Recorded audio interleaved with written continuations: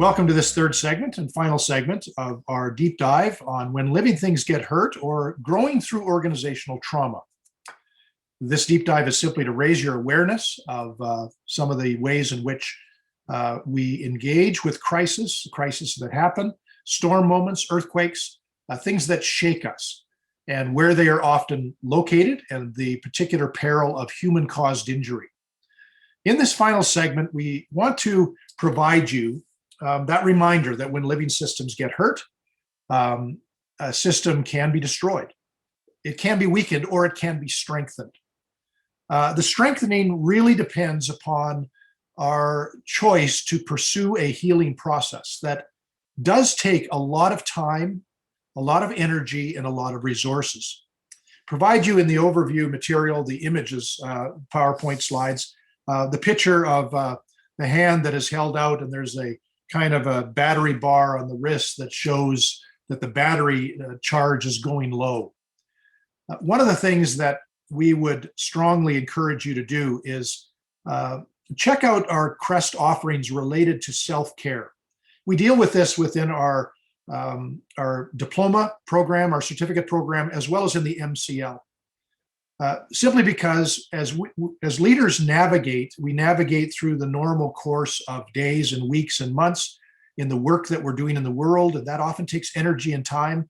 It takes resources. It takes good tending to our self-care. But when you encounter a crisis, when you encounter a season where your organization has been hurt, especially by the behavior of someone, and you then need to respond, you then need to deal with what's before you, it takes a particular extra measure of energy, time, and resources. Your self-care must be even more diligent and more intentional. So we encourage you to tend to that because the battery can run low very quickly. A number of years ago, I had a colleague who did his PhD research on school shootings, and he looked at all the school shootings, Moses Lake down in Paducah, Kentucky. He could not do any research on Columbine because of lawsuits, but he examined 5 or 6 different schools, and he discovered that one of the things that stood out most was for leaders, for principals and administrators, the toll that was taken was incredibly demanding in responding to that earthquake, that shaking of human-caused injury. And it took months. For some of them, it took years. And many of them spoke of the need to tend far more diligently to their own self-care, to sleep well, eat well, to also make sure they're resting well, getting perspective, getting on the balcony, taking time to share the load with others, being careful not to carry other people's water related to their own responsibility. So we would hope for you that there would be a healing response. So in this final brief segment, our choice points, and we want to simply talk about the several choice points that we do have when living things get hurt, when your organization goes through a crisis. Number one is probably the best choice point that you could have, and that is you put into action your crisis preparedness plan. That is, you have thought about crisis. You've thought about storms. You've thought about earthquakes. You've thought about human-caused injury.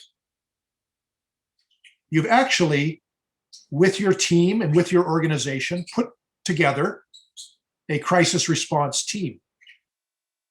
Now, this may be, for many of you, the first time you've ever heard of such a thing, but I would encourage you, one of your commitments out of this may be, we need to go to work on our preparedness plan. What will we do?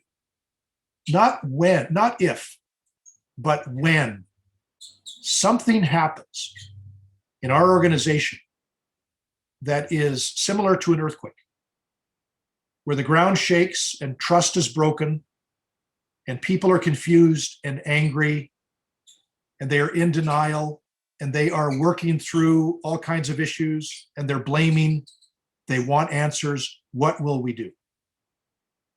This may be, out of this brief deep dive, the best commitment you could make. Because most organizations, most congregations have never done any deep thinking about the potentiality of crisis. They have not done anything by way of working through scenarios. I encourage you to look at the material we've given you entitled Major Crisis Types that simply outline crisis risks for all organizations. And it encourages you to do some work. Pick one in every area and actually do some work and do some scenario planning. And it is kind of doing red team work, which is a term that is used more recently to describe what a crisis response team is. It's your red team. It's your team that stands at the ready. It may be a group of 2 or 3 people who are deputized, and they are entrusted with helping your organization think through what will we do? How will we be ready if a crisis occurs? So that's number one. Number two is your choice point may be, we're just going to do our best to react to what has just happened.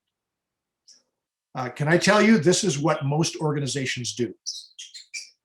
The event occurs, the event window opens, the crisis occurs, and organizations scramble.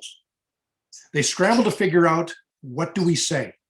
Who says what we need to say? What do we do next?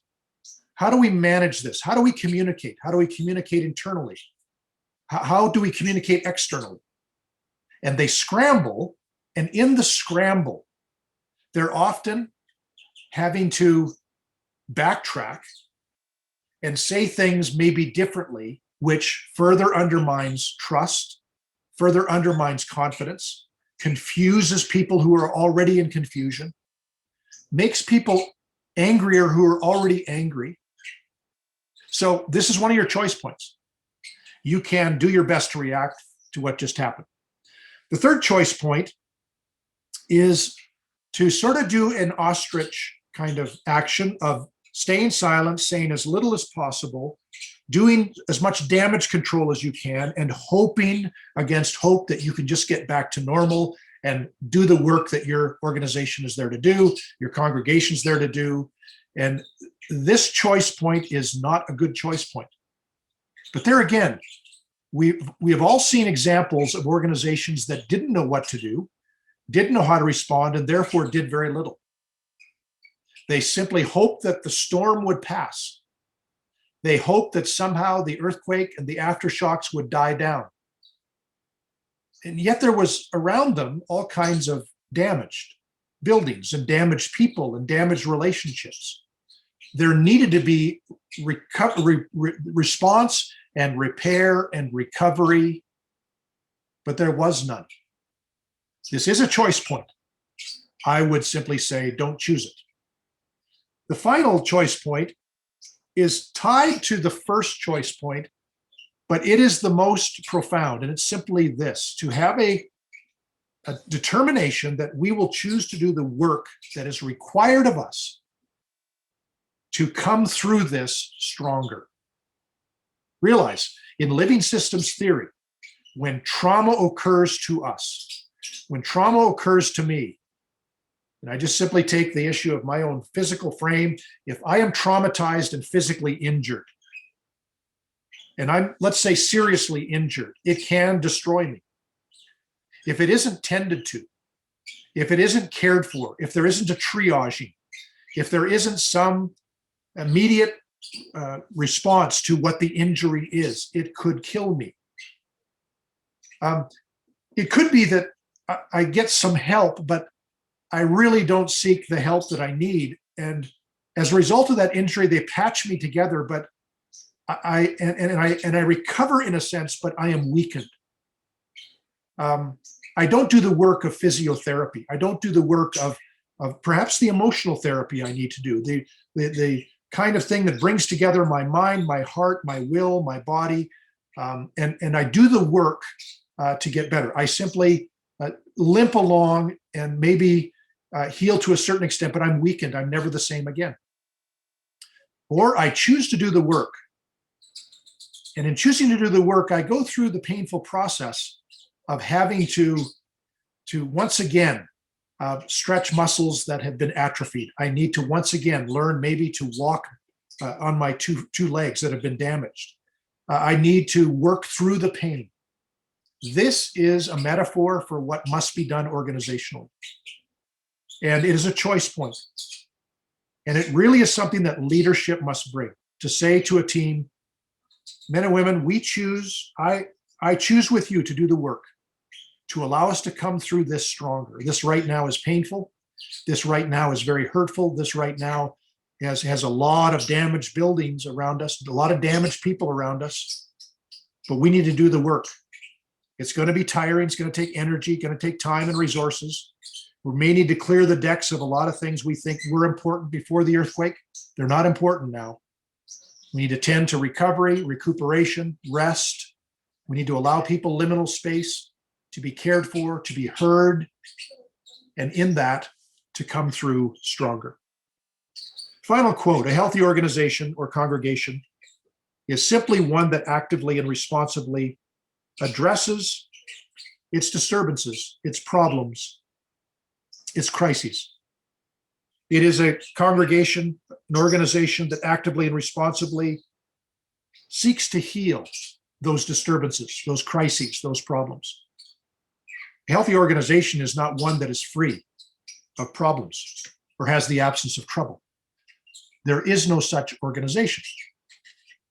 And so we need to know what it means when living things get hurt. We've raised your awareness somewhat in this brief deep dive.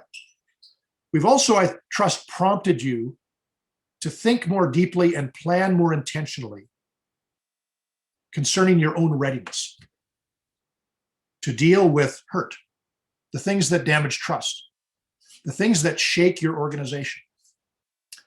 Because that preparedness will go a long, long way to helping you to come through stronger and to actually be ready to choose a healing response. Thanks for being a part of this deep dive. Encourage you, check out the Crest Academy. There are a lot of other things that'll be there in the road ahead. And also, if you know of someone who is in midlife and beyond these days, wrestling with purpose, meaning, check out the Crest website, prompt them in that, and encourage them to do their own deep dive for a period of time to explore what Crest can do for them by way of providing clarity, focus for the rest of your life. So thanks for being with us, and we'll see you along the way.